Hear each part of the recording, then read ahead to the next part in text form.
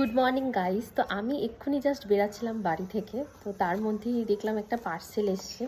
তো unknown parcel, আমি বুঝতে পারলাম না কে পাঠিয়েছে, কিন্তু সায়ক আমাকে 2-3 দিন ধরে বলছিল একটা পার্সেল কি অর্ডার করেছে আমার জন্য, কিন্তু কি অর্ডার করেছে সেটা আমি সত্যিই জানি না। এবার দেখো, আমি এটা খুলছি, এটা অলরেডি এটা খুলেছি। এবার এটা জাস্ট খুলে তোমাদের দেখাচ্ছি কি আছে এর মধ্যে।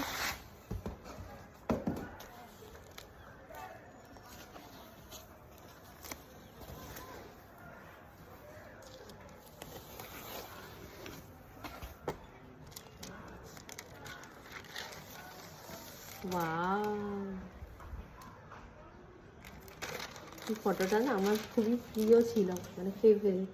তো এটাই ফ্রেম করে দিয়েছে, কি দারুণ লাগছে দেখো।